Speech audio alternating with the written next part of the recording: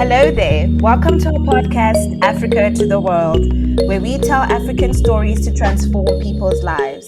I am Yvonne, And I'm Shami. and we are your hosts. So, today we've got a very interesting topic that we're going to be talking about. Girls can do it too, a conversation on harnessing the power of education. I think many a times we underestimate the power of education and how it can transform our lives and how it has changed our lives up to date. I definitely agree with that. And so today we're chatting to Dr. Faith. And how this idea for this conversation actually came about is I was just sitting and we were having a chat with Faith, and we started talking about education and the impact that had on her life and her journey in general. And I thought this would make for a brilliant episode, especially where girls are concerned and the things that we think we can do or think we can't do. So yeah, essentially it's us sitting here today to talk about her journey and to talk about the power of education, particularly in a young girl's life. So, Dr. Faith, thank you so much for making the time and welcome to our podcast. Welcome, Dr. Faye. Thank you very much, Shamiso and Yvonne, for inviting me. I'm really, really honored. Thank you very much. Okay, so a couple of weeks ago, we traveled all the way to Little Grahamstown, aka Makanda, in the Eastern Cape. Dr. Faith was graduating. So, can you just tell us about your PhD journey? Wow, my PhD journey.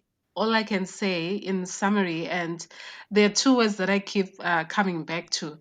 It was grueling, and it taught me something about myself. It was quite a long journey because it took me a good 6 years to finish my PhD. However, it taught me the goodness of hard work and how hard work is really a skill that a person requires in life and being tenacious if you want to achieve anything in life. And also to believe in myself, because that's something that I ended up struggling with throughout this journey, where at some point I was wondering to myself, am I going to finish? Do I have what it takes? So that PhD journey was really grueling. So my journey started in 2016. That's when I actually started working on my proposal. I always had this desire to pursue my education because I really believed that I could do better, and I also really am passionate about education. I'm that girl who grew up taking out the blackboard for my sisters so that I could teach them. Everywhere I went, I would really just take out a blackboard and teach someone something. I remember even when I think it was in Form 4 or Form 5, I taught this girl who had struggled to pass her English O level, and I taught her. And she ended up doing well, and she actually passed her English or O level.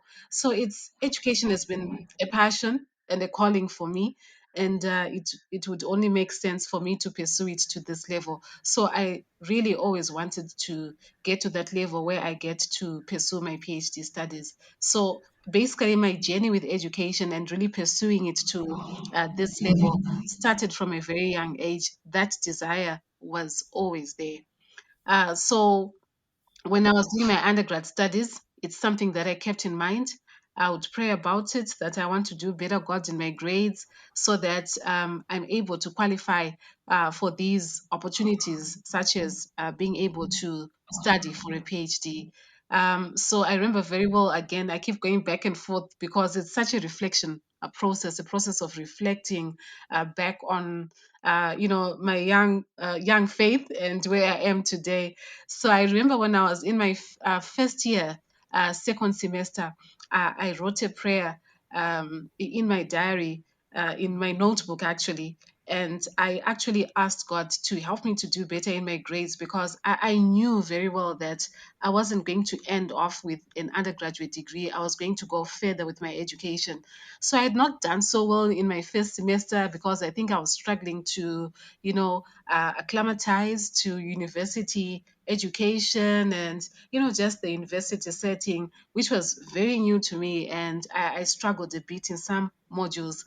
So I prayed that prayer, and I was very determined from then on that my grades were going to be good, so that I could qualify for the master's program, and then eventually get into a PhD program. So my journey really started quite early for me. I really was determined, and I knew what I really wanted to do. I knew I had a role to play in academia. I had a role to play in terms of teaching and imparting knowledge to people. So my journey really goes back to me, young faith at university, and young faith in, preschool, where I would gather the kids together and teach them something, and pretend to be a teacher, actually. That's really where I started off my journey. That's amazing, Faith. I think the biggest thing that stood out for me, Faith, from what you said was, it was a passion that turned into a purpose, and how you actively involved God in every single step by praying for it. Because I think we've separated life and our desires, our career, away from God. That I like the approach that you took, that you actually prayed for your grades so that God could excel you and enhance that gift of teaching in you. That's just amazing. That's just amazing. And now look at you now, a PhD holder. Congratulations, Dr. Faye. Keep on shining. Thank Keep on you. shining. Yeah. So could we say, is it right if we say you must be a very smart, you must have been very, very smart in school, or could we say it's God's grace, basing on everything that you went through? What would you say is a fair judgment of your journey so far? That's an interesting question. I definitely don't call myself a smart person, but I definitely do characterize myself as a hardworking person. But what I would say is this. What I learned now that I'm, looking back and reflecting, when I was in form two, I was at a very competitive mission school, where the kids there were really just bright kids, and I felt sort of out of place, because I felt like I didn't have what it took for me to be so smart as those kids were. So in form two, at the end of form two, they would do this grading process where we would be put into different classes. So they didn't call them, science classes or art classes, or commercial classes. They would say these are the smartest people, and they're getting into this class, and then these are sort of medium smart, and you're going to put them in this class, and then the rest, you're going into this class, which is the last class. But when you actually look at the way the subjects were allocated for the different groups, it was actually based on categories like science, accounting, and the art subjects. So I was good at art subjects. My maths was just terrible. I wasn't good at mathematics. And obviously, things like physics were just not for me. But the way it was said to us was that we are bad. We're not good at school. And, we're the last class. We're actually called the last class. And it was so sad, because it chips away on your confidence, and, your self esteem, and what you believe about yourself. So I think God had the grace to remind me during that time that, even though I've been put into this class, I'm smart. I believed in myself. I just believed in myself. I believe that I may be put in this category, but that's not who I am. So it wasn't necessarily that I was smart, or that I've ever really been super smart. But what I can say is that I'm a hard worker. So I was put in that last class, and naturally, teachers did not take us seriously. Teachers would come and give us lectures about how bad we are, how we're not going anywhere, how we should emulate, our friends who were in the other class, the science class, because they called those students serious about their studies, and were regarded as the playful students who had no direction about life and no desire to succeed. I remember one particular male lecturer would come and stand by our window during during our study time at night, and he would give us these long talks about how bad we are. So it really was something that was demotivating in a way. But now that I reflect back, there's something that remained consistent in me, that I believed in myself. I knew that there was something better in me, and I didn't allow those categories to limit me, because even though we're put in the arts class, we never were given the actual art subjects. They only gave us a few. I guess they thought that we couldn't make it and it would be overwhelming for us. So, whilst we're in that class, we didn't do history, we didn't do English literature, we just had the basic, art subjects. So, I decided on my own that, look, I'm in this class. I loved history, I enjoyed history. So, I said, I'm going to sign up for it. I'll do it myself, even at that age, 15, 16. So I wrote my O-level exam for history, studied by myself. I only attended one lesson, and the rest I taught myself. And guess what? I got myself an A in history. So it just reminded me that with the right mindset, I can do certain things. So when I went into A level, I then went straight for, I chose arts subjects. So I studied English literature, history, and back then it was called religious education, I believe. I can't remember what the name was. And those are the subjects that I pursued because I knew I was at least a bit better, in those art subjects, and I did well. So, what I would encourage any young girl is, look, when you've been put into a category by your teacher, by your parents, by your peers. You really need to think very hard about who you are, and you shouldn't allow people to put you into certain categories, even teachers, because they don't know what God has put in you. They don't know the passions, the purpose that God has put in your life. And they don't have the power to categorize who you are and what you do, but God does. But it also takes you to partner with God and believe that what God has put in me is of value and it matters. And I've got a message to communicate. I've got a gift that I'm going to share, which is going to benefit others. So that is something that remained consistent in my life, that I really just started to believe that I'm good at this. I'm good at something. I may not be good at mathematics, but when it comes to art subjects, I can do this. And this is what, pulled me through. So I wouldn't categorize myself as a smart person, but I would categorize myself as somebody who is hardworking and who took a chance on myself to believe in what God has had put in me. Mind over matter, amazing. That is absolutely brilliant. Just believing in yourself and also partnering with God as a part of that journey. And I think it's so sad how we live in a society where we want to grade people and say how intelligent someone is based on the subject that they excel in. I think even today, we look at the art subject and we're like, ma art deva goni. But that's actually not the truth. There are some people who could excel across the board, but find that they're more drawn to the arts because that is where their purpose lies, that is where their passion lies. And I think we really need to move towards being the type of people who embrace each and every individual with their interests, with the different areas that they excel in, and the different areas that they're passionate about. But just going back, Faith, to your PhD journey, when you started, did you foresee it taking 6 years? Definitely not. I actually remember on my proposal, when I wrote my proposal, it was just supposed to take me 3 years. But I think I totally underestimated the demands of a PhD, and also the fact that I had other roles to play. Because when I started, I remember writing my proposal. Of course, I didn't start at Rhodes University. When I was at another local university and I submitted my proposal, I remember doing that with my son on my lap, because my son had been born, and he was still a toddler, and he would be fidgeting on my lap as I was busy trying to work on my thesis, or on my thesis proposal.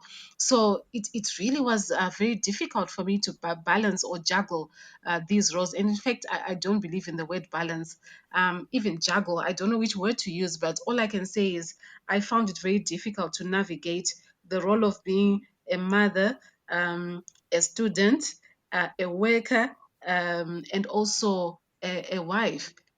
Those demands, when they would intersect, it was very difficult for me to really focus on my studies. And I always say everything that could have gone wrong went wrong during my PhD studies. um I can't think of anything that didn't go well. I mean, that didn't go wrong, because during my PhD journey, um I remember experiencing a sickness in the family. My father-in-law got sick, and I was one of his primary caregivers. There was just so much that went wrong, so I did not anticipate that it would, be this very long journey. But what it taught me was tenacity. Tenacity is something that really developed in me, because first of all, I'm a mom. I couldn't give up. I couldn't imagine telling myself, or even my son, the story that, your mom once started on this journey and then she didn't finish it. So I couldn't imagine myself saying that, and I couldn't imagine giving up on the dream that God had put in me as well. So that's something that kept me going throughout those 6 years. But when I started, I did not anticipate whatsoever that I would take a good 6 years, pursuing this dream. Okay, you've already mentioned finding yourself potentially in the position where you now have to explain, Kuti, oh, I started this and I gave up. Is there anything else that kept you going in those tough moments? And can we also just talk about the support of the people around you? I think that's also very important, because you've mentioned that you were wearing all these different hats. You are a wife, you're a mother, you're a sister, you're an in law, you are, I don't know, all these other things that you're doing. Okay. So what kept me going really was the dream itself. I really believed that God had put this dream in me, and I could sort of have a glimpse of the end process, the end result. It looked like I could get there, I could touch it, I could get there. And so that really kept me going, because I kept on thinking, even in my low moments and in the moments that I did not believe in myself, that dream, the idea that I'm pursuing what God has put in me. I love what I'm doing. I'm passionate about education. That really kept me going. And also, like you rightly point out, Shami, the power of having people around me who were very supportive. My husband was extremely supportive, and he would ask me very tough questions, including questions like, "So when are you going to finish?" Which was one of the worst questions that anyone could ask me, because I struggled with that. I really didn't know when I was going to finish. And at some point, I was putting all the efforts, sleepless nights, no weekends, working into the wee hours of the night. But I really was, struggling in terms of balancing time and, getting to the finish line. So, but he would challenge me, and he would create an environment where he would tell me that I can do it, and I should finish. You can go on, you can do this. And that really helps, because when you have a partner also who believes in what you're doing and who sees the value about what you're doing, it really, really helps. And you also appreciated the fact that I've got all these different roles. So you would try by all means to provide the extra support, like having a helper constantly in the home to try and assist with some of the household duties. And even when we're caring for our dad, he made sure that there was a helper again who would assist with that. So it really, helped in sort of lessening the burden. And at some point, he even encouraged me to quit my part-time job, because it was taking so much time from my studies. And he said, quit that job so that you can focus and finish. And to have your partner even encouraging you to those extremes really does help. And I'm also surrounded by my family, my sisters, who were my biggest supporters, and also my friends like you, Shami, and others. You really kept me going, and I started to believe that I could do it. If others did it, so what's so exceptional about me? I can, and I'll get there. So that really, really motivated me.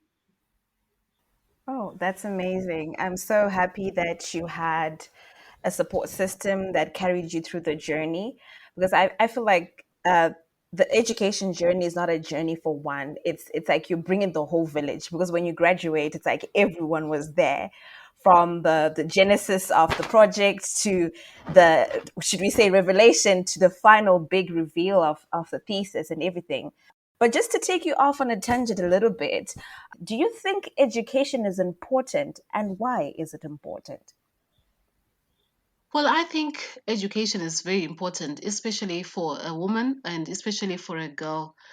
Studies have shown that um, when girls become educated and when they, pursue their education, it's actually a place of security and protection, because the number of hours that girls spend in school actually prevent them from being exposed to other harmful activities that they may find themselves engaging in. So education is really a safety net, if I may put it that way, for a girl. And I'm going to talk about girls because I'm passionate about girls education and women in general. So education really has that effect. I know that the number of hours and time that I spent as a young person pursuing my studies, focusing on education, really helped me to learn more about myself, to mature, so that by the time that I finished my studies and I was now thinking about a career, relationships, marriage, I really had matured. Had I not had that safety hub of, being occupied and being busy with school and, in my mind being enlightened and being exposed to something better, it would have really been a different outcome for me. So I really believe that education is very important. And also, I think education is for girls really helps in terms of enlightenment. We underestimate the power of knowledge and how knowledge can help you to make decisions in life. Education gives women and girls a choice to say that, I can opt out of a certain relationship because, one, education gives me knowledge. I can learn what to do in certain situations. And secondly, I can also, if I do well and if I'm able to, get better opportunities, I can take care of myself. I can be financially independent. So education for me really does that. And I also think that education for girls and women is something that you can do for yourself. You know how us as women, we are forever giving out, giving so much of ourselves, so much of our time, so much of our energy to others. But education is that one investment that you make in yourself. And I think this is one of the most powerful things that you can ever do for yourself, to empower yourself with education, with knowledge, with skills that you can then use to improve and to just do well for yourself. So this is why I really think education is very important for any girl or any woman out there. Powerful, powerful points right there. But do you think us as an African people, or should we say the African continent, have they done justice enough for the girl child's education, according to your understanding? Have we done enough to empower the girl child? Have we done enough to create opportunities for her? I think we have come a long way, definitely, in terms of girls' education. But I think we can definitely do more for girls' education. For me, my biggest concern right now is the financing of girls' education. We have the donor community putting in a lot of resources for girls to get educated. But I also think that the problem is not always with the school fees. The problem sometimes is the financial situation at home, which may really hamper any efforts that are being done at school. So you find that a girl, if she's living in a very impoverished home, where poverty has got various effects on people. If you are poor and you're surrounded by poverty, there are certain things that you can't do for your child, even to encourage your child to do their homework, to check their homework, to go to the school and attend all those consultation days, have that interaction with the teacher. It may not happen. So I think we should go outside the school setting and also see what can we do to create an enabling environment for the girl child, right from the family setup to the community itself. Because as the community, we must be accountable to our young girls and we must be able to encourage them, to give them direction, to steer them in the right direction, to protect them, even when they are struggling with their studies when they're becoming distracted because the community sees all these things. They see our young girls becoming distracted, having these unhealthy relationships with boys, and these days we now have even young girls engaging in drug activity, abusing drugs and alcohol. We are seeing that. So the community has got a role to play in that. As the famous saying goes, it takes a village to raise a child. So it also takes a village to raise a girl child. And I think, yes, the school fees sometimes is being provided. We are seeing an improvement in terms of financing, and studies are also showing that there are more girls in primary school who complete primary education than boys. So that's a good sign. But we can do better in terms of really creating that enabling environment for the girl child. So for me, I think it goes beyond the paying for the school fees. It's also about the environment which this girl finds herself in. And I definitely agree with you, Faith, that we're missing something important. It's not just about providing the school fees and that's it. And I say that as someone who is also very passionate about girls' education, about girls' empowerment. And that's one thing that I continue to see. We have all these great fundraising initiatives. We come up with the money, we put these girls in school, but somewhere along the line, something goes wrong. And you find that in some cases, someone's ended up pregnant, someone's run away to a boyfriend, someone's just gone off on a whole different tangent. And you wonder, Kuti, where did we go wrong? Did we miss something? So I think we definitely need to work on strengthening those relationships, like you're talking about, with the community, with the family, finding out what is going on at home, how can we better support this individual within their specific environment. And I think another thing is mindset. Mindset is everything. And as you've rightfully said, in some environments, it really impacts your mindset where you fail maybe to see the bigger picture, or you fail to continue working towards the bigger picture because of the things that you're constantly being fed in your immediate environment. So I think for anyone who's thinking to do work around funding girls' education, that's definitely something to think about. I'm not sure how exactly to implement it, where we're partnering with all these different parties because it becomes a bit complex, but I think it's important that we do that. And so I wanted to ask you, because you're an educator and you've been in the education space. Would you say that educators really can have an impact on the lives of young people, especially girls? Because maybe that's also a good starting point. Oh, yes, definitely, Shami. So I really believe that educators have got an important role to play in a girl's life, in women's lives.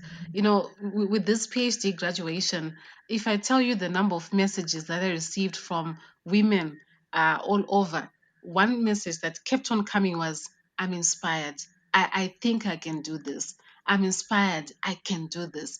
So when they see, someone who's teaching them, who comes and stands in front of them to teach them something, and that person has achieved those educational standards that they so desire.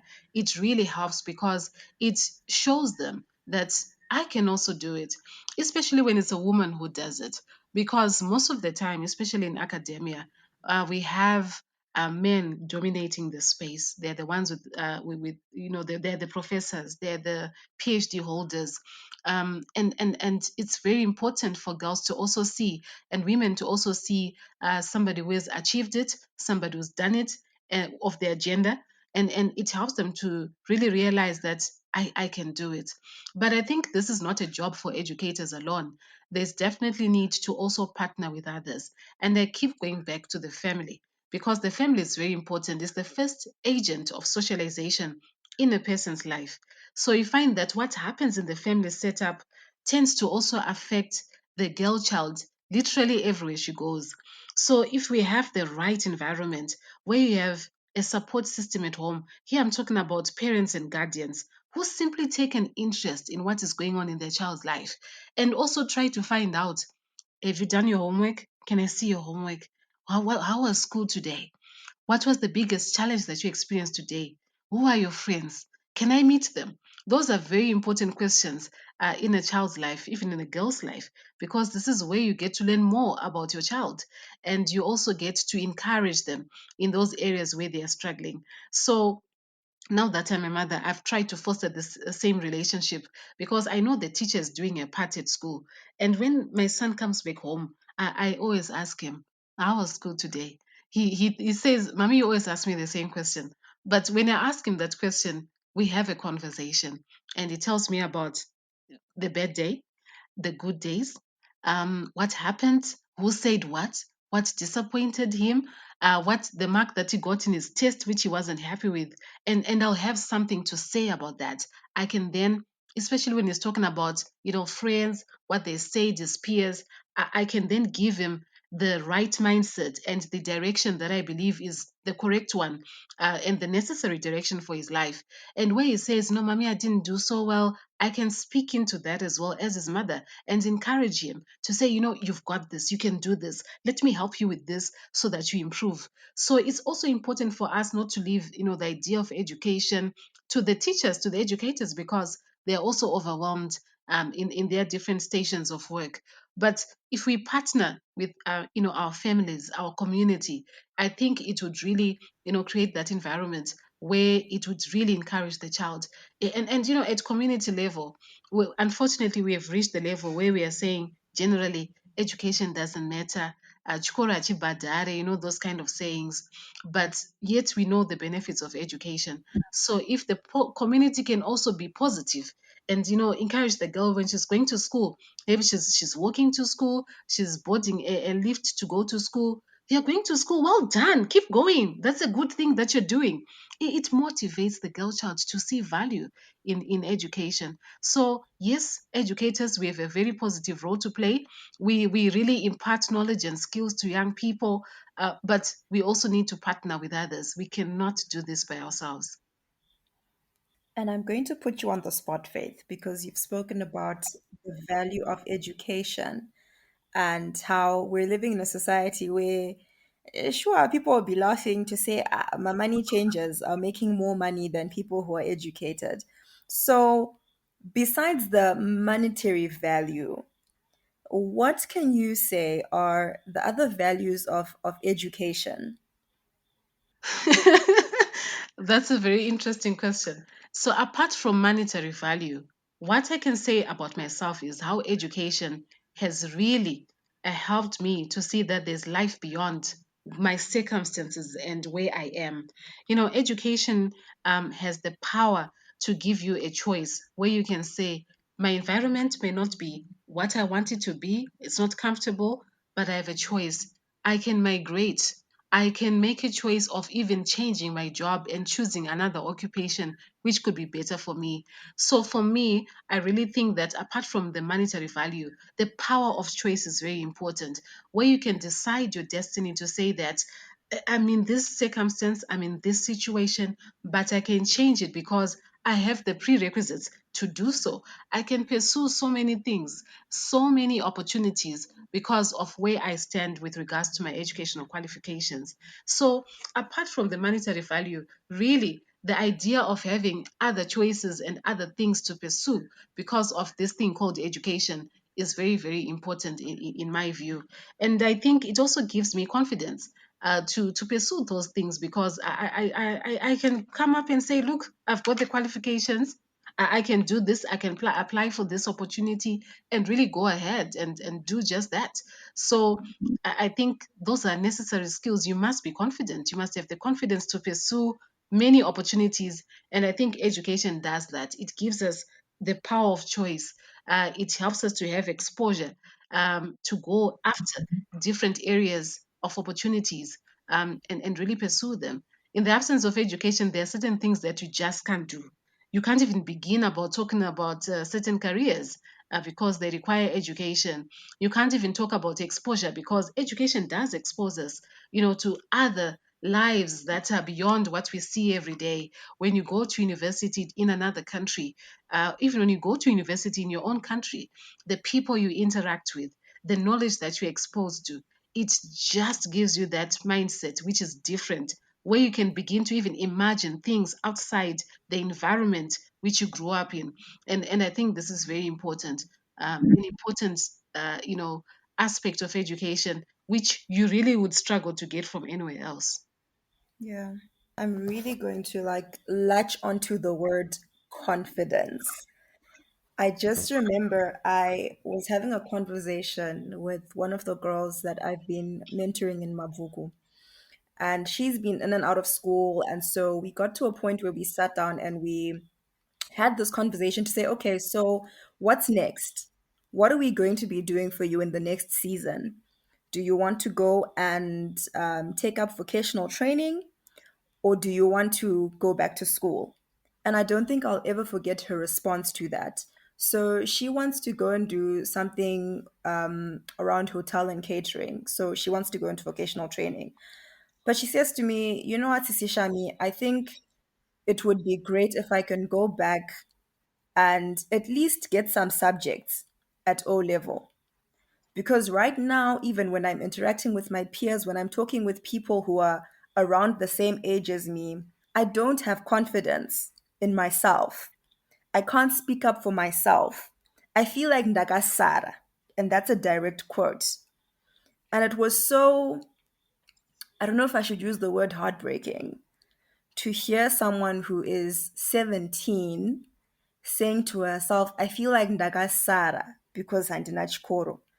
But at the same time, it's really encouraging for someone to be able to stand up and admit that and say, I need to do something better. I need to push myself. Yes, I've been in and out of school and I'm 17 and I'm going back to Form 3, but I am going to do it because I want to be on the same level or better than my peers. So for me, yeah, that statement was just everything. I think, Shamisa, I just want to applaud this young girl. I feel like it's never too late for someone to go back to school. I applaud her for coming back to her thoughts and thinking that it is important for me to be educated. Not that it's the only thing that she needs in life, but I think it's the confidence booster that she needs to be able to stand up in society to say at least in 5 O levels ndokwanisa ukutsvaga kana basa, or I can do vocational training. So I totally applaud her for doing that because I feel like there's no age limit as to when a person should go back to school, and it's never too late. Yes, I'm in total agreement with you, Vaughn. I really think that it takes a lot of courage for one to make that decision to say I'm going back. We don't see it, but look what to be going through. This young girl's mind. What will my friends say? Will they laugh at me? Won't they think that I'm too old? Won't they think that I'm so behind? It takes a lot of courage to go back, and I really, really think it's important, for any girl out there, if you're thinking about, going back to school, really, don't focus on what people will say, about your journey and about you. I think it's very important to just focus on yourself and, you know, really focus on what you need to do. Um, and keep going. I think that's very important. It takes a lot of courage, and it's like when you're out of something for some time, when you come back, a lot would have changed. So that particular person will be going through a lot, and they need a lot of encouragement, and a lot of resources to keep them going. That's so true, especially in our case, where now you come back, there's Makala, the curriculum has changed, and it's just oh a whole big mess. So definitely in cases like that, I think support from your community and your family becomes even more important compared to in a regular case. Faith, what would you say is the thing that saddens you the most when we're looking at girls' education? I think the thing that saddens me the most is young girls becoming distracted and also giving up on themselves. I see a lot of young girls because I interact with girls and women in education, and I see just young girls getting distracted, about the things that are important. I'm seeing a lot of young girls, just losing the plot, the pregnancies, these relationships where they become so consumed with the relationship that they forget about themselves and only realize that I do matter when it's already a bit too late. And they've invested too much, or they now have children that need to be taken care of, so you sort of become the back burner and not a priority at all. So for me, this distraction, these girls who are just distracted, who are not passionate, who don't seem to have purpose, who don't seem to see a life beyond their Zimbabwe or their situation or their circumstance. That's one of the greatest things that really saddens me about our current setup. And also just girls who give up on themselves, where if they try and it doesn't work out, they just throw in the towel and say, look, this is just not for me. Sometimes you need to make the choice, where you say to yourself, the answer is no today, but I can try again tomorrow. I remember very well, after I finished my undergrad studies, and I applied for a PhD for a master's program, actually, my postgraduate program. So at my local university, it was extremely competitive to get into that master's program. So when others, communicated that they had got their offer letters, I was very concerned because this is something that I thought was next for me. And I remember very well going to the admin office and asking if I had been offered a place. And you know how our admin people are in general, they're so impersonal, and I can even call them a bit heartless. So she said to me, Ambuya, I'm not Jimbo Pano. I'm not, in this tone, which was like, what are you doing? What are you even doing here? And why are you even asking me this question? So I could have gone home, just being told that, the opportunity is just gone and there's nothing for me. But I decided that this cannot be enough. This cannot be the end. So I said to myself, I'm going to go and see the chairperson and find out why I haven't been given a place, and really find out, when I'm going to go into this competitive program. So when I went there, I met the chairperson and asked him, I didn't get a place. What is going on? And he reassured me that we are doing everything we can to make sure that all the people that we have selected will go in. Don't worry, come back on Monday. I'll have something for you. And I remember going back home, very concerned and thinking, I'm going to come back again if they don't give me a place. I'm going to pursue this. And sure enough, on Monday, I was in his office. And guess what? The offer letter was there. So sometimes you really need that push, where even if the answer is no, maybe you've been applying for a bursary, for a scholarship, and maybe you've been getting a lot of no's. You need to really tell yourself that I can keep asking. I can, I can apply for, another one, and you keep at it, because you can't just throw in the towel first time around when somebody says no. So I think those are the greatest disappointments for me. And also, my heart breaks when I hear of a girl who's brilliant at her studies, and for some reason there's no money for her to continue with her education. That is something that really absolutely devastates me. I've got a couple of students, female students, who are really bright, and they've quit their studies because the financial resources are just not there. And I think that really exposes our young girls to not only the despair of not pursuing what you really want in life, but to also other vulnerabilities, where suddenly you are sitting at home and you have nothing to do.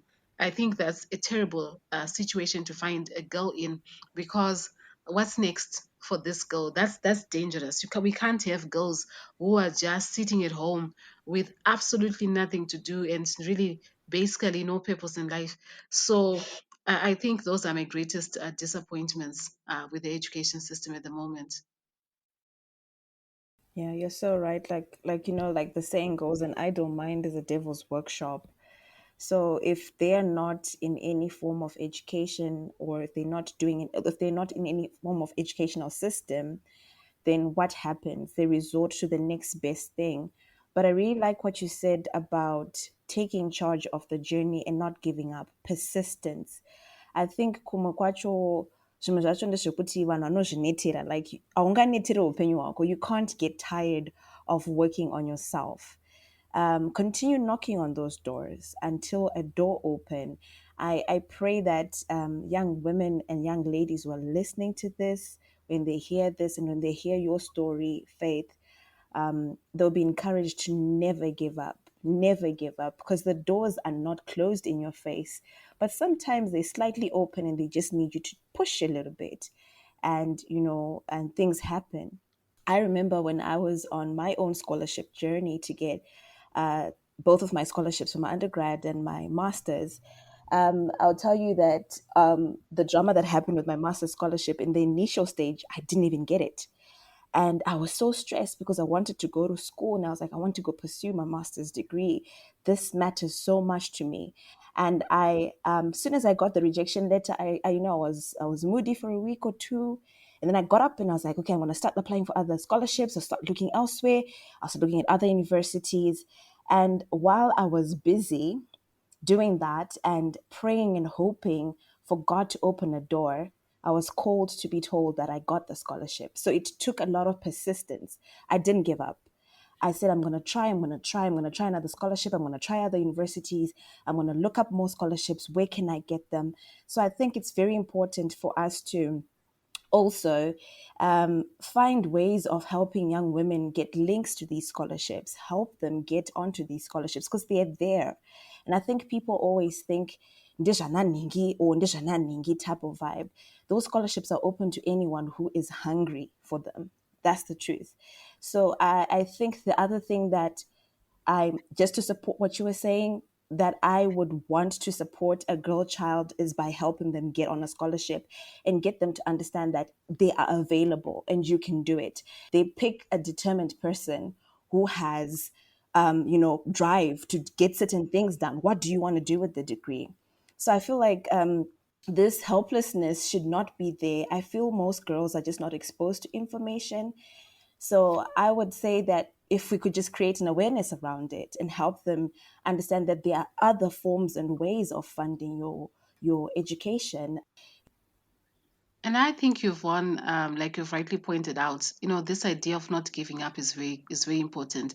I think, when you start the application process, maybe a bit hopeful, but I think a lot of young girls then underestimate the amount of tenacity that you need to keep going with those applications. I can imagine what it was like for you, applying for those scholarships.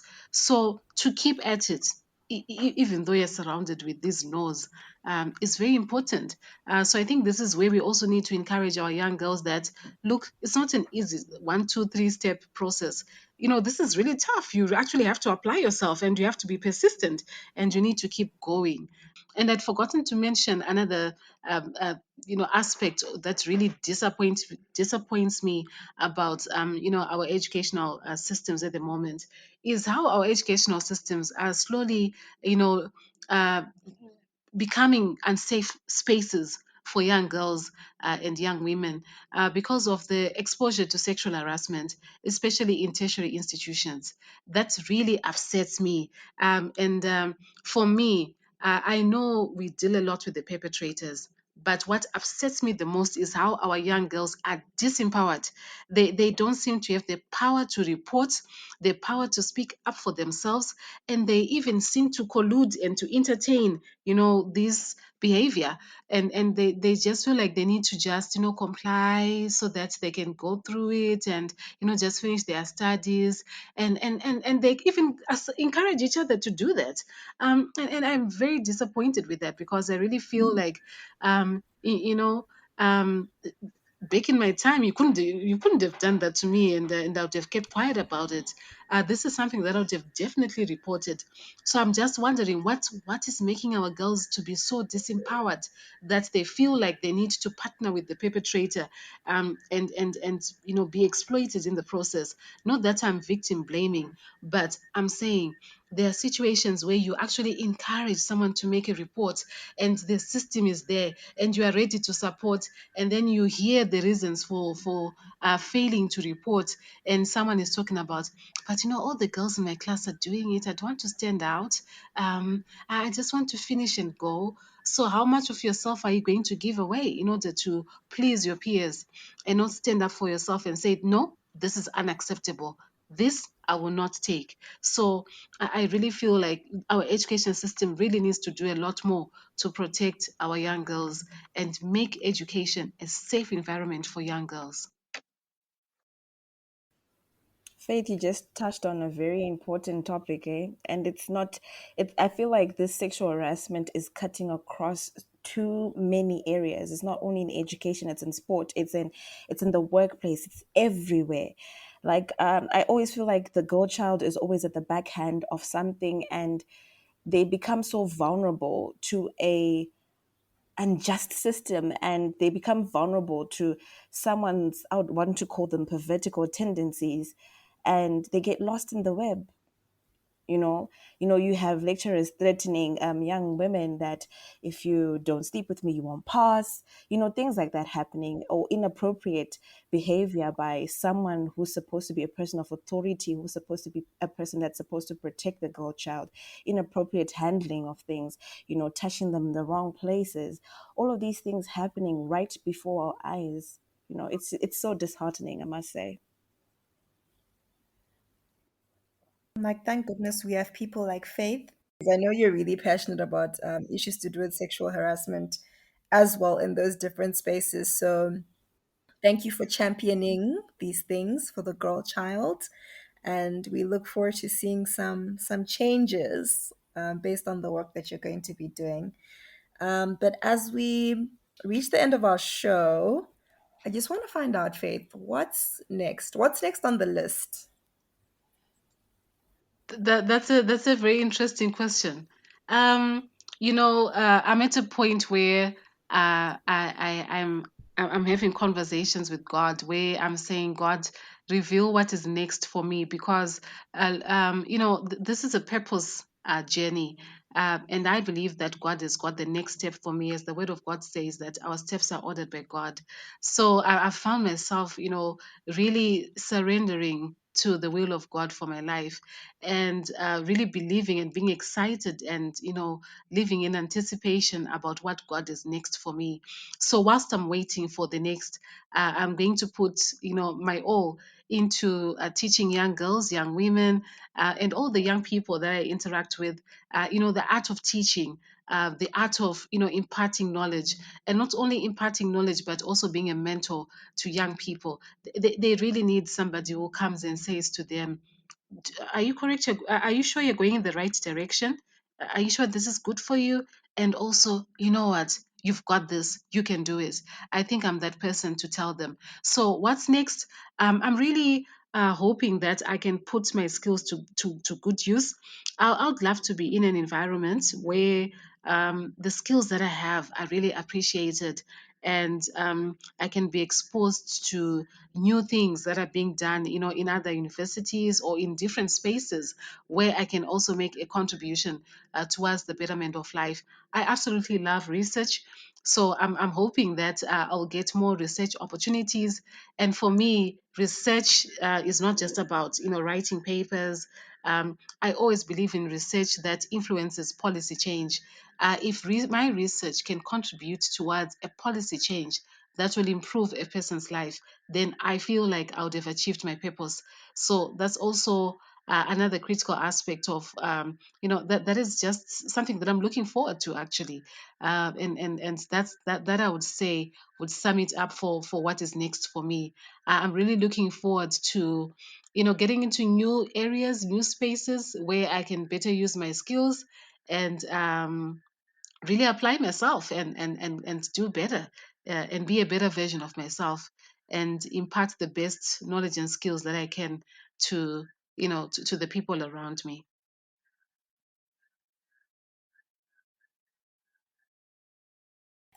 So, Faith, what's your message for fellow educators and anybody else who might be interested, in partnering with you when it comes to the issues pertaining to the girl child? My message to educators, and here I'm talking about people who are really passionate about education, um, is don't give up. The environment is disheartening, it's depressing, but we have a mandate, and our mandate is to really empower these young people with knowledge and skills. The system itself, because of the limited resources, can be very depressing. We have these very high numbers of students that we are teaching with very limited resources. So that can really be, something that just disheartens anyone who's passionate about, education.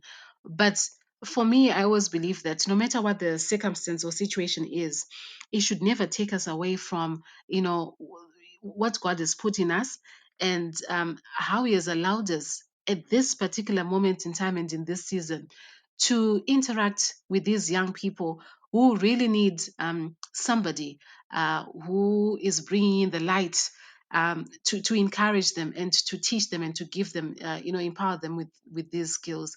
So for educators, I would say, don't give up and continue to, hold yourself in integrity, being positive, because I think it's absolutely important to be positive, and also to be mindful of the things that we say, to our young people.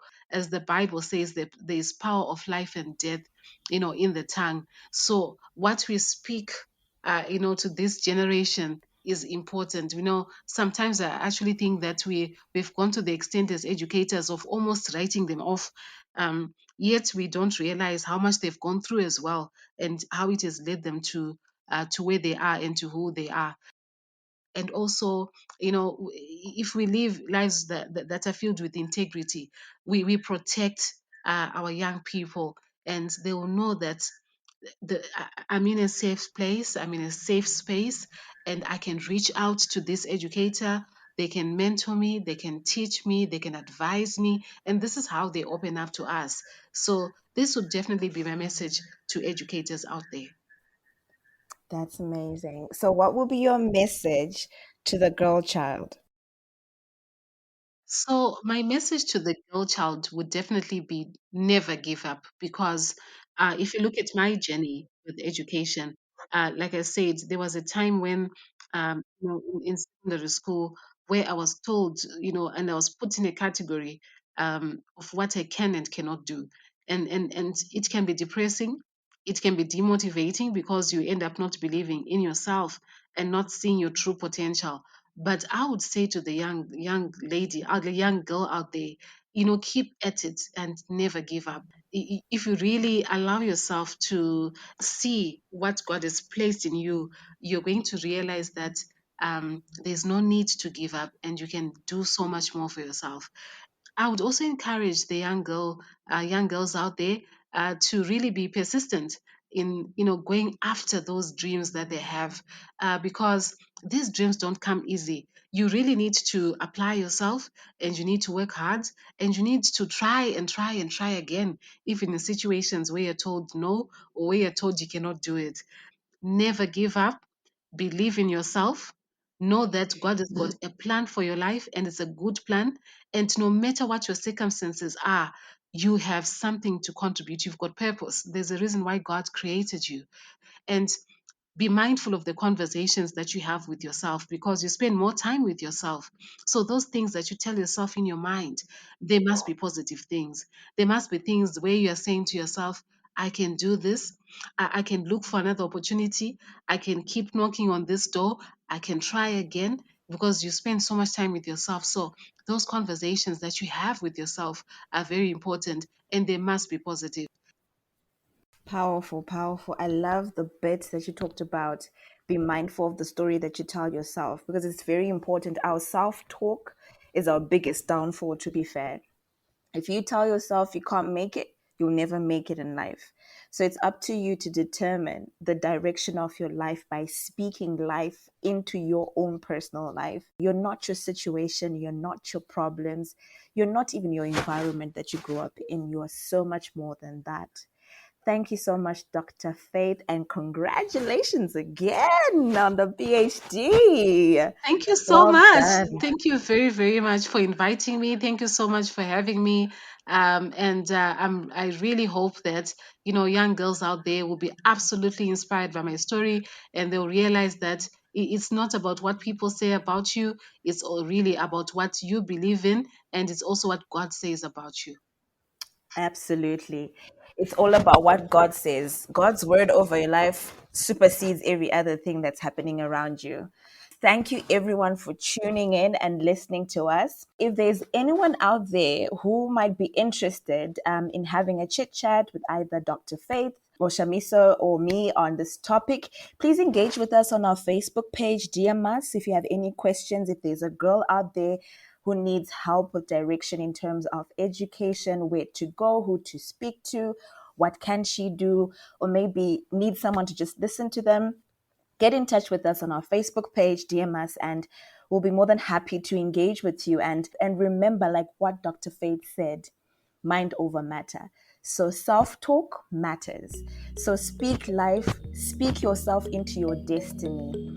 And I hope you can take away some pointers from what Dr. Faith said about involving God in each and every stage of your life. Pray about it. Pray about the scholarship if you need a scholarship. Pray about how best are you supposed to navigate your educational journey.